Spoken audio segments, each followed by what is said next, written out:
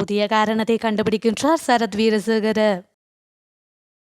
கருணாவை கைவிட்ட ராஜபக்ஷ தரப்பு கடும் கோபத்தில் கொந்தளிப்பு.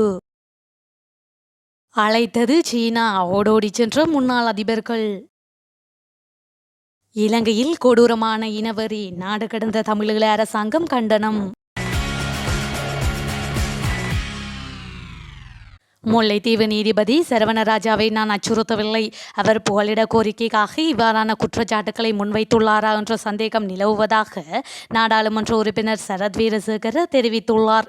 குருந்தூர் மலை விவகாரம் மற்றும் தியாக தீபம் திலீபனின் நினைவேந்தல் விவகாரம் போன்றவற்றில் மிக முக்கிய தீர்ப்புகளை வழங்கிய முல்லைத்தீவு மாவட்ட நீதிபதி டி சரவணராஜா உயிர் அச்சுறுத்தல்கள் மற்றும் மிகையான அழுத்தங்கள் காரணமாக தனது அனைத்து பதவிகளிலும் இருந்து விலகுவதாக குறிப்பிட்டு நாட்டை விட்டு வெளியேறியுள்ளார். இந்த நிலையில் இவரது பதவி விலகல் தொடர்பில் கொழும்பு ஊடகம் ஒன்றுக்கு வழங்கிய செவ்வியிலேயே சரத் வீரசேகர மேற்கண்டவாறு கூறியுள்ளார். இது தொடர்பில் அவர் மேலும் தெரிவிக்கையில், முல்லைத்தீவு மாவட்ட நீதிபதி சரவணராஜாவுக்கு நான் அச்சுறுத்தல் விடுத்ததாக வடக்கு மற்றும் கிழக்கு மாகாண தமிழ் அரசியல்வாதிகள் என்னை சுட்டிக்காட்டி அறிக்கை வெளியிட்டுள்ளதை அவதானித்துள்ளேன். இந்த குற்றச்சாட்டுகள் அடிப்படையற்றவை. நாடாளுமன்ற சிறப்புரிமையை பயன்படுத்தி நான் நீதிபதியை அச்சுறுத்தவில்லை. நீதிமன்ற நடவடிக்கையில் தலையிடவும் இல்லை. உயிர் அச்சுறுத்தல் காரணமாக நீதிபதி பதவியிலிருந்து விலகி நாட்டை விட்டு வெளியேறியுள்ளதாக குறிப்பிடுவது பாரதூரமானது. நாட்டில் நீதிபதிக்கே பாதுகாப்பு இல்லை என்றால் சாதாரண மக்களின் நிலை எவ்வாறு அமையும் என்ற கேள்வி எழுந்துள்ளது. சட்டம் மற்றும் பாதுகாப்புத்துறை மீதான மக்களின் நம்பிக்கை கேள்விக்குள்ளாக்கப்பட்டுள்ளது. இதனை அலட்சியப்படுத்த முடியாது.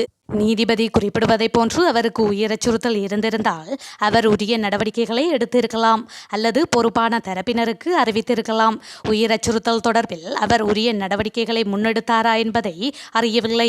கடந்த காலங்களில் வெளிநாடுகளில் புகலிடம் பெற்றுக் கொள்வதற்காக பலர் தமக்கு இலங்கையில் உயிர் அச்சுறுத்தல் உள்ளது என்பதையே சர்வதேசத்திடம் முன்வைத்தார்கள். இந்த குற்றச்சாட்டும் புகலிட கோரிக்கையை நோக்கமாக கொண்டுள்ளதா என்பதும் பிரச்சினைக்குரியதாக உள்ளது. எவ்வாறு இருப்பினும் நீதிபதி குறிப்பிட்ட விடயங்கள் பாரதூரமானவை. இவ்விடயம் தொடர்பில் தேசிய பாதுகாப்பு தொடர்பான நாடாளுமன்ற துறைசார் மேற்பார்வை குழுவின் தலைவர் என்ற அடிப்படையில் நீதியமைச்சருடன் பேச்சுவார்த்தையில் ஈடுபடுவேன் என தெரிவித்துள்ளார். விடுதலை புலிகள் அமைப்பில் இருந்து பிரிந்து ராஜபக்ஷ குடும்பத்துடன் கடும் நெருக்கமாக இருந்த விநாயகமூர்த்தி முரளிதரன் தற்போது ராஜபக்ஷ தரப்பு கைவிட்ட நிலையில் கடும் கோபத்தில் உள்ளார். இது தொடர்பில் அவர் வெளியிட்ட ட்விட்டர் பதிவில், என்னை கைவிட்டு விட்டீர்கள், நான் தினமும் குடிக்கின்றேன் என தெரிவித்துள்ளார். மிலாத் நபி திருநாளிற்கு அனைவருக்கும் வாழ்த்து தெரிவித்து நாடாளுமன்ற உறுப்பினர் நாமல் ராஜபக்ஷ ட்விட்டர் பதிவொன்றை பதிவிட்டிருந்தார். அதில் இறைதூதர் அவர்களின் போதனைகள் அன்பானவர்களாகவும் அதிக இரக்கமுள்ளவர்களாகவும் பகிரப்பட்ட மனிதநேயத்தில் ஒன்றுபடவும் நம்மை ஊக்குவிக்கட்டும் என பதிவிட்டிருந்தார். இந்த பதிவிற்கு விநாயகமூர்த்தி முரளிதரன் ட்விட்டரில் பதிலளிக்கும் போதே மேற்கண்டவாறு தெரிவித்துள்ளார். அவர் மேலும் பதிவிட்டுள்ளதாவது, நான் ஒன்றும் மகிழ்ச்சியாக இல்லை. நீங்கள் என்னை பயன்படுத்திவிட்டு எனக்கு எந்த உதவியும் நீங்கள் செய்யவில்லை. நான் தினமும் குடிக்கின்றேன். உங்களுக்கு இப்போது மகிழ்ச்சிதானே? பிள்ளையானும் எனது தொலைபேசி அழைப்புகளுக்கு பதிலளிப்பது இல்லை. நான் மிகவும் சோகமாக உள்ளேன் என பதிவிட்டுள்ளார்.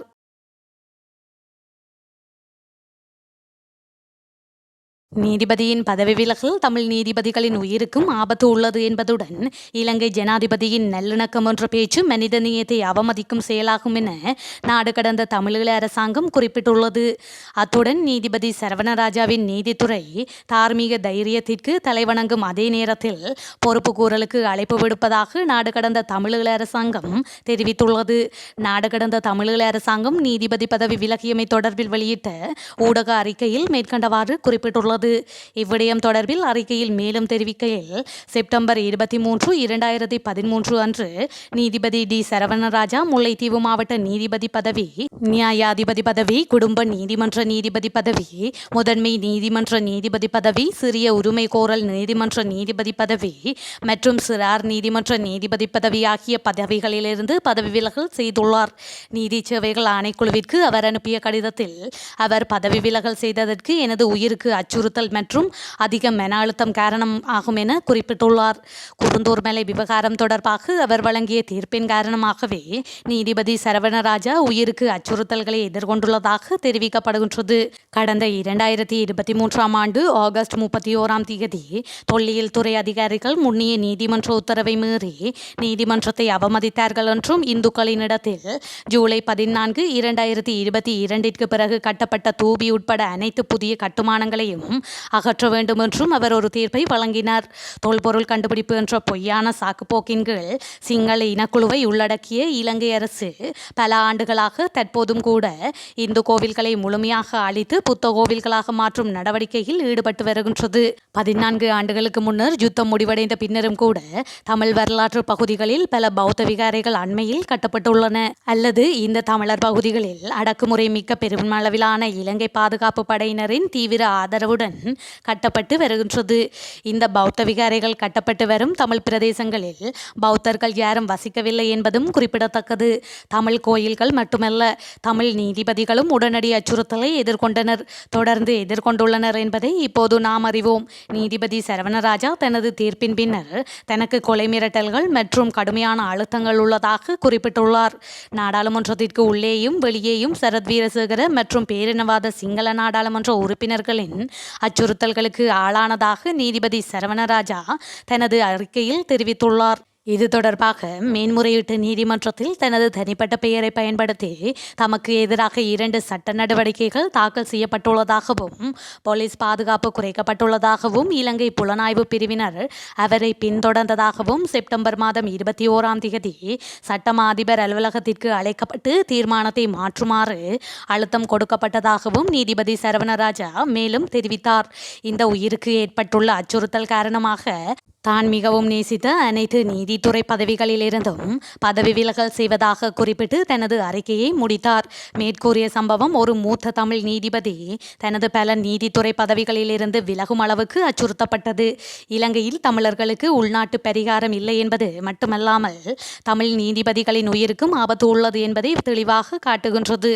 இந்த நிலையில் இலங்கை ஜனாதிபதி ரணில் விக்ரமசிங்கவின் நல்லிணக்கம் என்ற பேச்சு மனிதநேயத்தை அவமதிக்கும் செயலாகும்.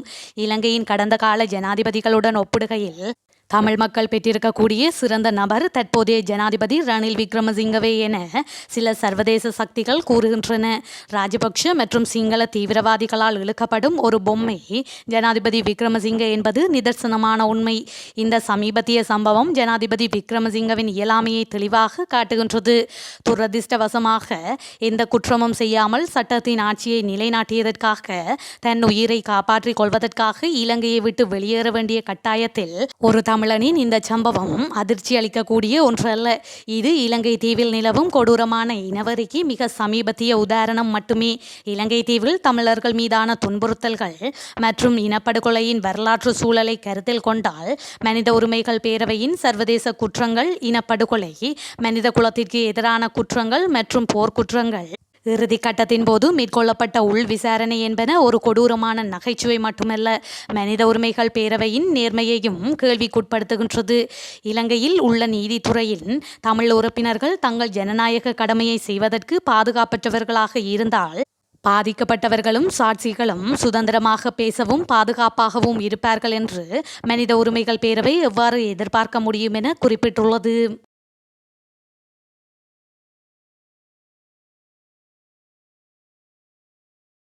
எந்த நேரத்திலும் தேர்தலுக்கு ஸ்ரீலங்கா பொதுஜன பெரமுன தயாராக இருப்பதாகவும் அது தொடர்பில் எந்த அச்சமும் இல்லை எனவும் முன்னாள் அதிபர் மஹிந்த ராஜபக்ஷ தெரிவித்துள்ளார். கொழும்பில் இன்று இடம்பெற்ற ஊடக சந்திப்பில் வைத்தே அவர் மேற்கண்டவாறு தெரிவித்துள்ளார். அங்கு பூஜித எல்லை குணவம்ச தேரரை சந்தித்த முன்னாள் அதிபர் சந்திப்பின் பின்னர் ஊடகவியலாளர்கள் எழுப்பிய கேள்விகளுக்கு பதில் அளித்துள்ளார். இந்த நிலையில் எந்த நேரத்திலும் தேர்தலுக்கு பொதுஜன பெரமுன தயாராக இருப்பதாகவும் அதற்கான அச்சம் ஏதும் இல்லை எனவும் முன்னாள் அதிபர் குறிப்பிட்டுள்ளார். அத்தோடு நாமல் ராஜபக்ஷவிற்கு தேர்தலில் போட்டியிடுவதற்கு இன்னும் வயது உள்ளது எனவும் தெரிவித்துள்ளமை குறிப்பிடத்தக்கது. அரசியலில் கீரியும் பாம்புமாக இருக்கும் இலங்கையின் முன்னாள் அதிபர்கள் 4 கொழும்பில் இடம்பெற்ற நிகழ்வொன்றில் ஒன்றாக சந்தித்துள்ளனர். சீன தூதரகம் ஏற்பாடு செய்த 74வது சீன தேசிய தின விழா நேற்று கொழும்பில் நடைபெற்ற வேளையே அவர்கள் இவ்வாறு சந்தித்துக் கொண்டனர். முன்னாள் அதிபர்களான சந்திரிகா குமாரதுங்க, மஹிந்த ராஜபக்ஷ, மைத்ரிபால ஸ்ரீசேன மற்றும் கோட்டாபய ராஜபக்ஷ ஆகிய முன்னாள் அதிபர்களே இவ்வாறு சந்தித்து கொண்டார்களாவார். இதேவேளை இலங்கை எதிர்கொண்டுள்ள வறுமை நிலையிலிருந்து விடுவித்து தொடர் ஆதரவை வழங்கும் செயற்பாடு முன்னெடுக்கப்படும் என சீன தூதுவர் ஷி ஷெஷன்காங் இதன்போது தெரிவித்துள்ளமையும் குறிப்பிடத்தக்கது.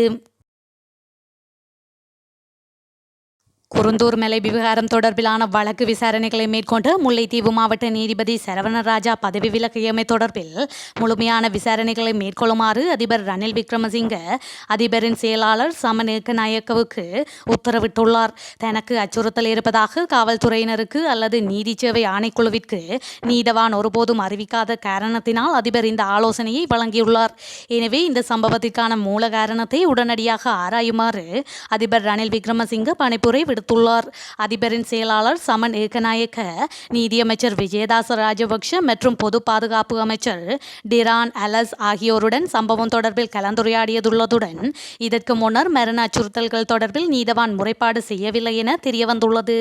கடந்த 24ஆம் திகதி வெளிநாடு சென்ற நீதவான் தனது பதவி விலகல் கடிதத்தை செப்டம்பர் 23ஆம் திகதி நீதி சேவை ஆணைக்குழுவிற்கு அனுப்பி வைத்துள்ளார் என அதிபர் செயலக தரப்பினரால் தெரிவிக்கப்பட்டுள்ளது. நாட்டு மக்கள் மீது மேலும் சுமையை ஏற்படுத்தும் வரிகளை அதிகரிக்க முடியாது என அதிபர் ரணில் விக்ரமசிங்க தெரிவித்துள்ளார். ஐக்கிய நாடுகள் சபையின் பொது சபை அமர்வில் பங்கேற்பதற்காக நியூயார்க் சென்ற அதிபர் ரணில் நாடு திரும்பிய போது இதனை தெரிவித்துள்ளார். நாடு திரும்பிய அன்றைய தினம் மத்திய வங்கி மற்றும் நிதி அமைச்சின் அதிகாரிகளை அதிபர் சந்தித்துள்ளார். சர்வதேச நாணய நிதியத்தின் அதிகாரிகளை சந்திப்பதற்கு முன் ஆயத்தமாக இந்த சந்திப்பு இடம்பெற்றுள்ளது. சர்வதேச நாணய நிதியத்தின் அதிகாரிகளுடன் பல சுற்று பேச்சுவார்த்தைகளை நடத்தியதாக நிதி அமைச்சு மற்றும் மத்திய வங்கி அதிகாரிகள் நடத்தியதாக அதிபரிடம் தெரிவித்தனர்.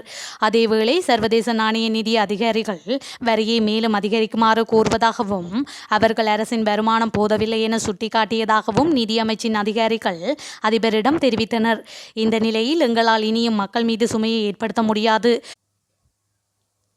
நாங்கள் அதிகபட்சமாக சுமையை ஏற்றியுள்ளோம்.